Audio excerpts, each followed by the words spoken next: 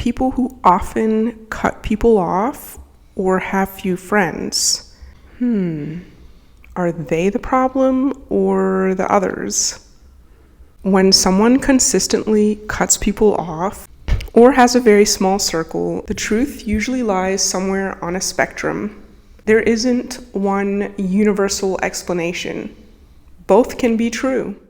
Hi, my name is Joannis, and tune in for more on YouTube at La Peachy Rebel. And broadly speaking, I'd say there are two main possibilities, though real life is often more complex and can include elements of both. First reason, a problematic person. Sometimes a person repeatedly experiences relational breakdown because of their own unresolved patterns. This doesn't automatically mean they are malicious. It can be intentional or unintentional.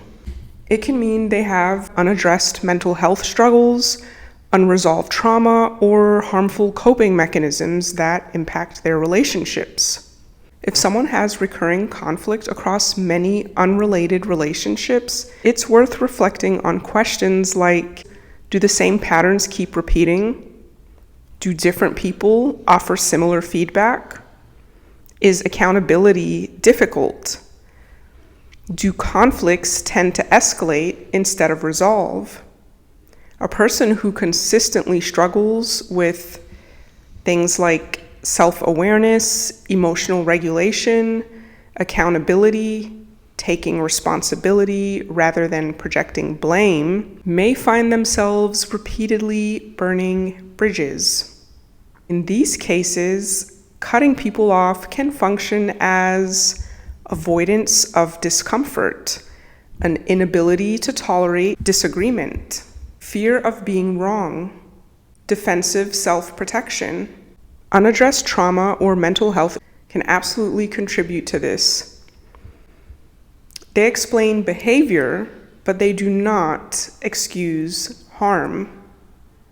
And the second one, the person may simply have different needs or circumstances. Let's dig a little deeper. So, on the other hand, a person having few friends or a pattern of not keeping friends is not inherently a red flag. Some people are emotionally healthy, self-aware, and have done significant inner work through therapy, reflection, or lived experience. They may have strong boundaries, communicate clearly, and value depth over quantity. In these cases, friction can arise, but not because they are the problem, but because of things like maybe values don't align, emotional maturity levels differ. The boundaries may feel uncomfortable for others who aren't used to that.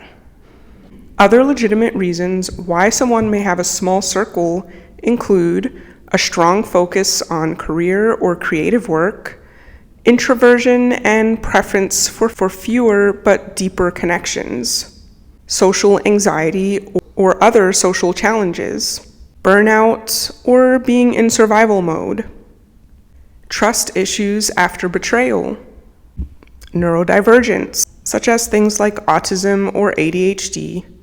Those can impact social dynamics in unique ways, and sometimes distance is protection, not pathology. So the bigger picture is having few friends does not automatically signal dysfunction. Repeated chaos across many relationships might, but even then, the root is often pain. The key differentiator is not the number of relationships someone has, it's in the pattern, or more specifically, when you dissect the pattern, is there growth over time? Is there accountability? Is there mutual respect? Are boundaries communicated or used as weapons? Because the pattern can go both ways. It can be found more so in the details of the pattern, because someone can have a pattern of making new connections, but not necessarily connecting enough to create a bond or a new friend. But otherwise, it's good to notice, is there growth over time? Is there accountability? Is there mutual respect? Are boundaries communicated or used as weapons? Ultimately, cutting people off can be either avoidance or discernment. The difference lies in self-awareness, responsibility, and the ability to reflect on one's role in relational patterns. Most situations are not black and white. They are human. And listen, there are a lot of people out there with poor, neglected, and unaddressed mental health issues. So establishing solid friendships can and does usually take time to find a match. Because after all, it's easy to get along when everything is fun and agreeable.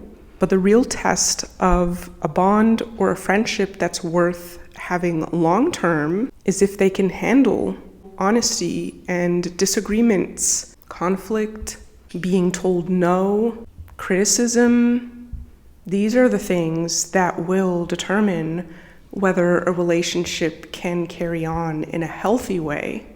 For people who operate in more of a healthy, functional manner, will clash with someone that doesn't at least have some healthy relationship values.